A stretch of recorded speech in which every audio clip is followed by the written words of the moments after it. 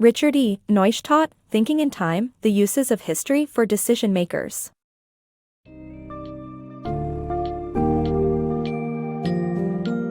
Embark on a journey of historical insights with Thinking in Time, The Uses of History for Decision Makers by RichardENeustadt.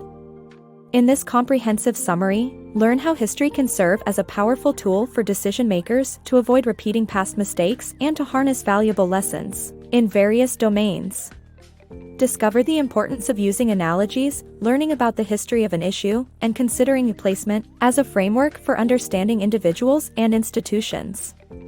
Additionally, delve into many methods like known, unclear, and presumed, as well as likeness and differences, to improve decision-making processes in any situation.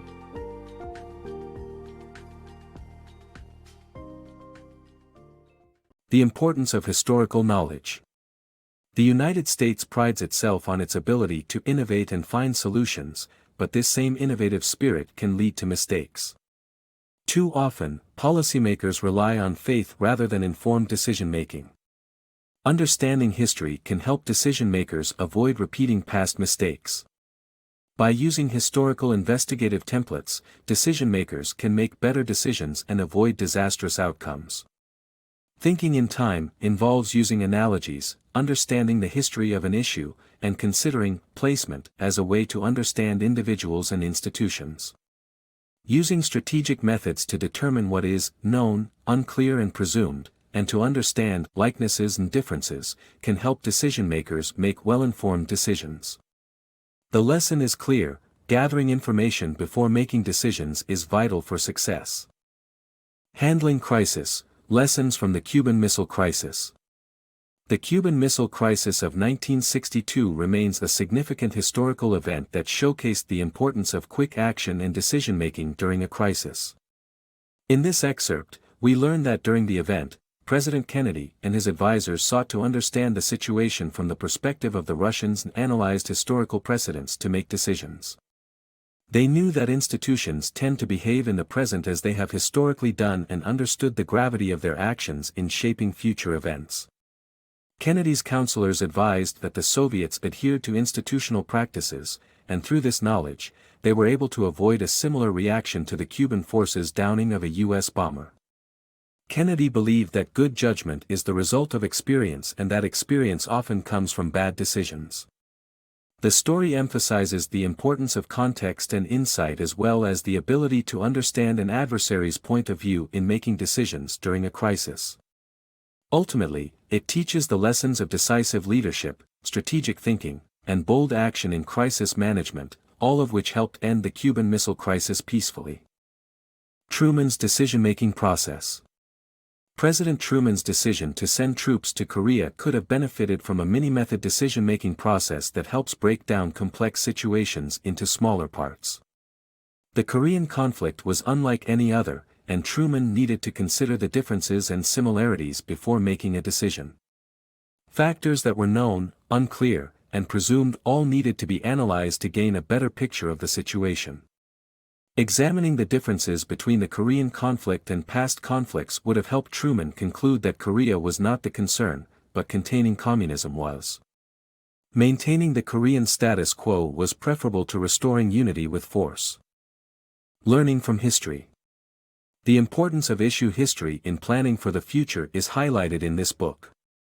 The author cites examples of past U.S. presidents who either failed or succeeded in this regard. Franklin Roosevelt's success in creating Social Security was due to his study of the past and planning for the future. Meanwhile, President Jimmy Carter's error in perceiving the presence of Russian troops in Cuba as hostile could have been avoided had his administration looked at the history of the issue first. The author suggests following the Goldberg rule when assessing any problem, i.e., asking, "What's the story?" to determine when and where the issue started.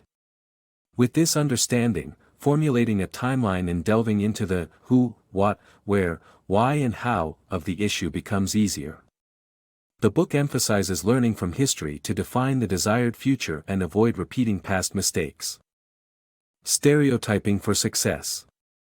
Understanding the use of stereotyping in U.S. government.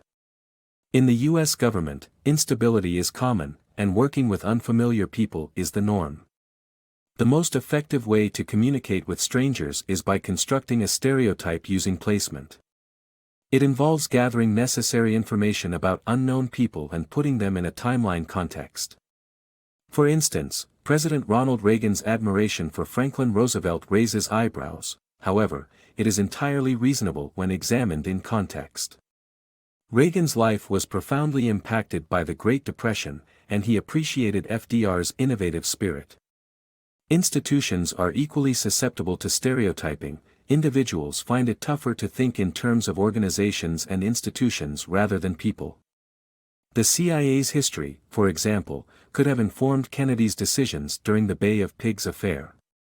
The CIA had been divided into 3 strictly separate organizations, each guarding its secrets. Experts within the CIA knew that rich Cuban exiles in Miami were the most vocal supporters of Castro's removal. Regrettably, no one in Kennedy's camp solicited intel from the Cuban exiles, and they did not come forward. Constitutionalism and U.S. interference in Cuba had very minimal support, as Cuba's history demonstrates. Framing effective decisions.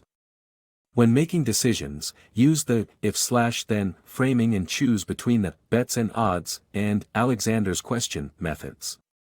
Bets and odds improve decision-making by exposing hidden differences among decision-makers. Alexander's question encourages assessing new data that could change a current situation. Avoid myopia by setting a tolerance level for concerns and monitoring accordingly. For example, in assessing the Bay of Pigs operation, Kennedy would have learned about the leaked plan and signs of danger, avoiding compromising the operation. History can help clarify situations, concerns, and objectives, making options easier to evaluate. George Marshall's time stream perspective. George Marshall, former U.S. Army Chief of Staff and Secretary of State, viewed time as a stream. He compared U.S. military and civilian relations to those of other nations in history and emphasized how the United States uniquely trusted its military. Post-World War II, he analyzed global geopolitical hotspots to discern feasible U.S. intervention and championed the Marshall Plan, which rebuilt war-torn Europe. Marshall's time stream perspective compels people to learn from the past to make better decisions in the present and future. Thinking about time streams can help individuals identify crucial events and accept that continuity cannot be the norm all the time, ensuring a prudent approach to decision-making.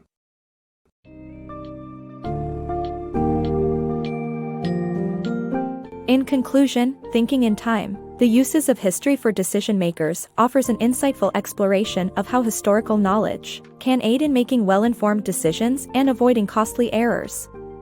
The fundamental message conveyed is the significance of applying techniques such as analogies, issue history, placement, and strategic mini-methods in decision-making. Moreover, understanding time as a stream allows for more prudent choices, as it emphasizes the interconnectedness of past, present, and future events. Embrace the power of historical context and apply it to your decision-making processes, allowing you to navigate the complexities of the world more effectively.